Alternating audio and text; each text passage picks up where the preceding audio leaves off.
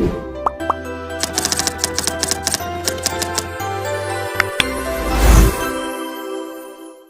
Pelajar Sambil Bermain. Halo, Assalamualaikum warahmatullahi wabarakatuh. Perkenalkan, aku Nur Akila Afifah dengan NIM 21130048. Pada hari ini, aku akan membantu kalian untuk pembelajaran Al-Quran Hadis kelas 7 mengenai Al-Quran dan Hadis sebagai pedoman hidupku. Mari kita cari tahu pembelajaran hari ini. Nah, pada slide pertama sudah tertera bahwa adanya pengertian Al-Quran. Kita bahas secara bersama-sama. Ternyata secara bahasa, Al-Quran berasal dari kata bahasa Arab, berasal dari kata kerja qoro'ah yang berarti artinya membaca.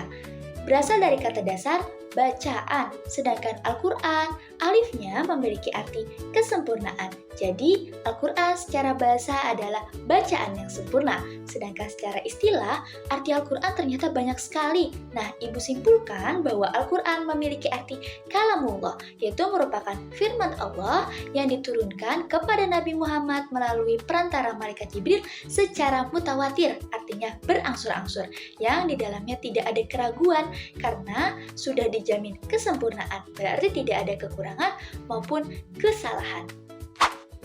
Kemudian, slide kedua menjelaskan mengenai tentang dalil dan nama-nama Al-Quran. Nah, yang kita ketahui bahwa dalil tentang nuzulul Quran atau turunnya Al-Quran itu banyak sekali. Nah, salah satu yang Ibu berikan di slide adalah mengenai tentang surat Al-Isra ayat 88. Atau yang mungkin kalian ketahui adalah surat Al-Alaq ayat 1-5. Nah, kemudian juga tentang nama-nama Al-Quran. Ternyata nama-nama sebutan Al-Quran itu banyak sekali. Gak yang kita ketahui aja tentang sebutannya adalah Al-Quran, tetapi ada yang menyebutnya juga sebagai Alkitab atau Al-Huda, yang artinya adalah petunjuk. Petunjuk bagi orang-orang yang beriman, petunjuk bagi orang-orang yang bertakwa, diterangkan dalam surat Al-Baqarah ayat 2, atau petunjuk bagi pedoman hidup umat manusia, yaitu terdapat dalam surat Al-Baqarah ayat 185. Nah, juga ada yang menyebutnya Al-Quran itu sebagai Ashifa, yaitu artinya obat, atau yang lebih dikenalnya adalah dengan Al-Furqan, yang artinya pembeda. Pembeda apa? Yaitu pembeda antara yang hak dan yang batil, yaitu pembeda antara perbuatan baik maupun perbuatan buruk. Nah, terdapat juga seperti yang sudah di slide tentang Al-Furqan, itu dijelaskan dalam surat Al-Furqan ayat 1. Bisa kalian lihat dan kalian baca dengan baik. Nah, kemudian slide selanjutnya adalah mengenai tentang fungsi Al-Quran dalam Islam. Secara umum, fungsi Al-Quran yaitu ada 4. Yang pertama, mengenai tentang sebagai sumber ajaran atau hukum Islam yang utama atau yang pertama. Seperti yang sudah kita ketahui bahwa hukum Islam yaitu ada 4. Yang pertama, Al-Quran, kedua, hadis atau as-sunnah, yang ketiga, ijma, dan yang keempat adalah qiyas. Selanjutnya, fungsi Al-Quran selanjutnya adalah mengenai tentang sebagai informasi dan konfirmasi terhadap hal-hal yang tidak dapat diketahui oleh akal. Artinya, jika terjadi sesuatu permasalahan dalam kehidupan sehari-hari dan membutuhkan ketetapan hukum, maka diperlukannya Al-Quran sebagai sumber hukum utama.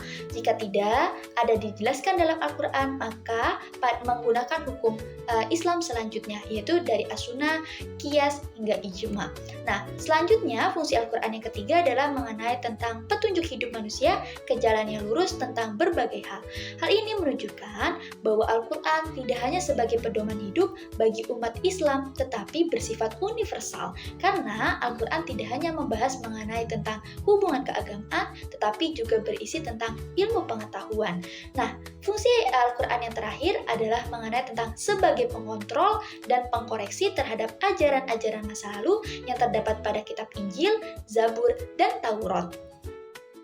Selanjutnya mengenai tentang pengertian hadis. Seperti yang sudah tertera di slide, bahwa hadis memiliki secara bahasa artinya adalah baru, tidak lama, ucapan pembicaraan, atau cerita. Sedangkan menurut istilah, hadis adalah merupakan segala sesuatu yang berasal dari Rasulullah, baik ucapan, perbuatan, ketetapan atau takrir, atau imma, sifat-sifat, keinginan, atau bahkan perjalanan dari keadaan sebelum sampai sesudah Nabi diutus menjadi Rasul. Itu yang disebut dengan hadis. Selanjutnya adalah mengenai tentang fungsi hadis. Fungsi hadis terhadap Al-Quran yaitu memiliki 4 fungsi. Yang pertama adalah mengukuhkan hukum yang sudah ada di dalam Al-Quran. Contohnya, di dalam Al-Quran sudah terdapat perintah maupun larangan terhadap tentang sesuatu hal apapun. Contohnya adalah perintah untuk melaksanakan ibadah puasa. Maka hadis memperkuat tentang perintah tersebut. Itu terdapat dalam hadis riwayat Bukhari. Yang kedua adalah fungsi hadis dalam merincikan ayat Al-Quran yang masih bersifat mujmal atau global. Contohnya adalah dalam Al-Quran sudah dijelaskan tentang perintah melaksanakan ibadah sholat, tetapi tidak merincikan bagaimana tata cara melaksanakan ibadah sholat atau mencontohkan bagaimana ibadah sholat itu dapat dikerjakan. Maka hadis ini berfungsi untuk merincikan, terdapat dalam hadis riwayat Bukhari. Yang ketiga adalah menetapkan hukum yang belum terdapat dalam Al-Quran. Contohnya adalah menetapkan haramnya memakan makanan dari burung yang berkuku tajam. Nah, dalam hadis riwayat Muslim menerangkan bahwa hukum tersebut adalah haram. Di dalam Al-Quran tidak ada ketetapan hukumnya. Yang keempat adalah membatasi keumuman ayat dalam Al-Quran. Nah, Al-Quran ini masih bersifat umum. Contohnya adalah perintah untuk menjalankan ibadah sholat Jumat dalam surat Al-Jumu'ah ayat 9. Ini masih bersifat umum, artinya tidak dibatasi atau tidak dirincikan. Makanya hadis di sini terdapat dalam hadis riwayat Abu Dawud itu merincikan atau mengecualikan atau membatasi keumuman tersebut, yaitu dikecualikan menjadi 4 orang yang tidak wajib melaksanakan sholat Jumat. Yang pertama adalah anak-anak, yang kedua adalah perempuan, yang ketiga adalah orang yang dalam keadaan sakit, yang keempat adalah musafir atau orang yang dalam keadaan berpergian.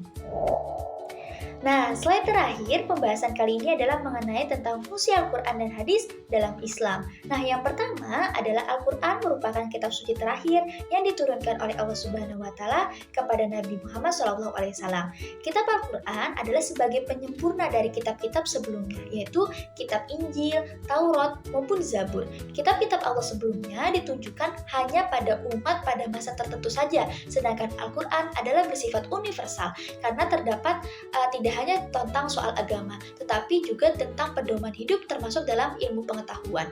Yang kedua adalah sebagai sumber hukum pertama yang diutamakan dalam Islam. Sudah kita ketahui bahwa Al-Quran adalah sebagai sumber hukum Islam yang pertama. Dan yang ketiga adalah hadis merupakan sumber hukum kedua ajaran Islam setelah Al-Quran. Yang keempat adalah hadis merupakan rujukan umat Islam dalam memahami syariat-syariat yang sudah dijelaskan dalam Al-Quran. Itu adalah fungsi dari Al-Quran dan hadis dalam Islam.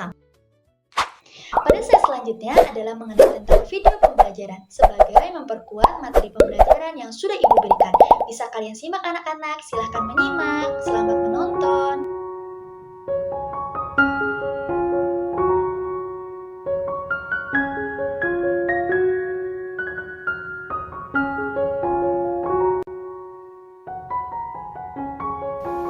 Assalamualaikum warahmatullahi wabarakatuh. Di video kali ini kita akan membahas pelajaran Al-Quran dan hadis, yaitu materi pembelajaran dalam pelajaran Al-Quran hadis kelas 7 bab pertama. Itulah yang akan kita bahas, yaitu tentang Al-Quran dan hadis sebagai pedoman hidup.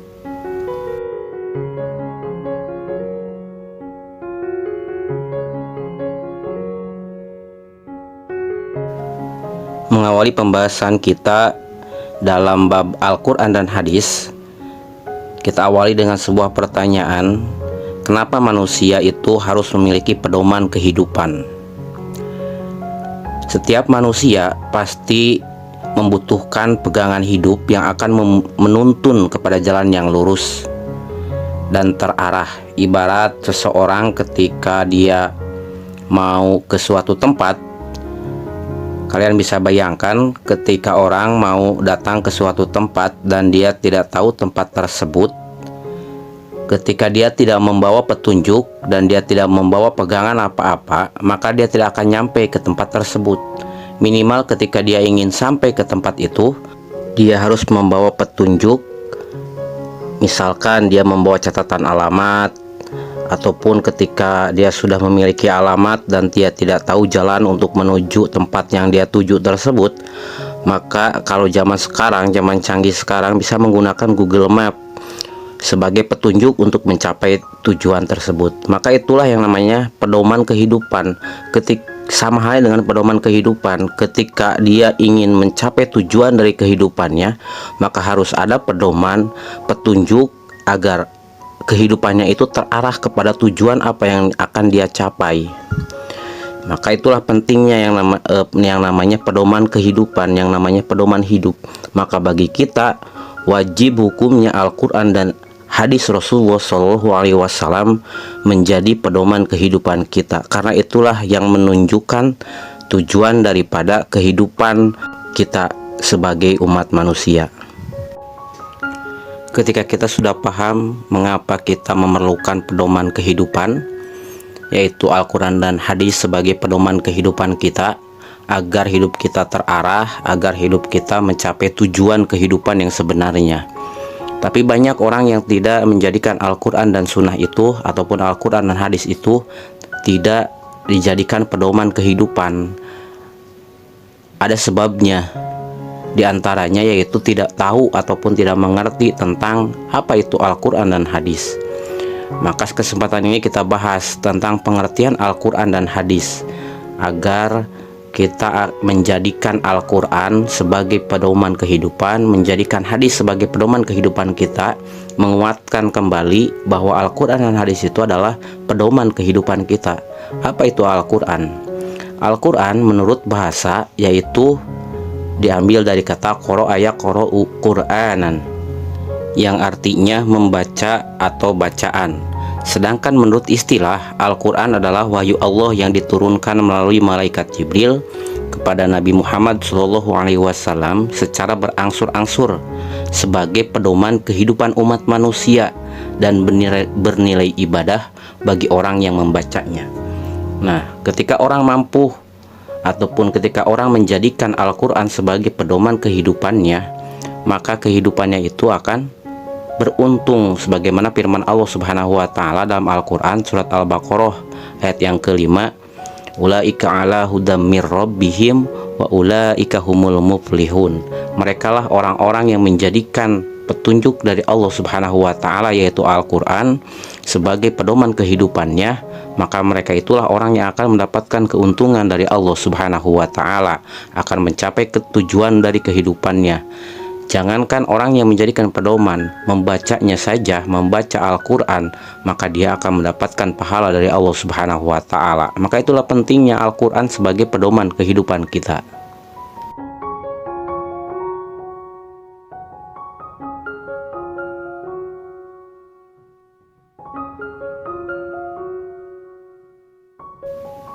Dan sekarang apa itu hadis? Kita akan bahas pengertian tentang hadis. Hadis berasal dari kata hadatsa yang artinya baru, peristiwa, muda, perkataan atau cerita. Itulah pengertian hadis menurut bahasa. Sedangkan hadis menurut istilah adalah segala sikap, perbuatan, perkataan atau penetapan, persetujuan atau dikenal juga dengan takrir Rasulullah Shallallahu Alaihi Wasallam. Maka itulah yang namanya hadis. Ketika ada perbuatan Nabi, ketika ada ucapan Nabi, ataupun penetapan persetujuan terhadap perbuatan dari sahabat yang kemudian Nabi menyetujuinya atau menetapkannya ataupun mentakrirkannya, mensetujuinya perbuatan tersebut, maka itulah hadis. Maka hadis terbagi kepada 3 macam. Boleh dilihat tulisannya. Yang pertama, hadis qauli. Apa itu hadis qauli? Yaitu hadis yang berupa ucapan Nabi Shallallahu Alaihi Wasallam. Maka ketika ada ucapan Nabi, itu disebut dengan hadis qauli. Yang kedua yaitu hadis fi'li, yaitu hadis yang berupa perbuatan Nabi. Ketika Nabi melakukan sesuatu, melakukan perbuatan sesuatu, maka itulah yang namanya hadis fi'li, yaitu perbuatan Nabi. Yang ketiga yaitu hadis takriri. Hadis takriri itu adalah hadis persetujuan Nabi, bukan perbuatan Nabi, bukan ucapan Nabi, tapi Nabi menyetujui hal tersebut, maka itulah yang namanya hadis takriri.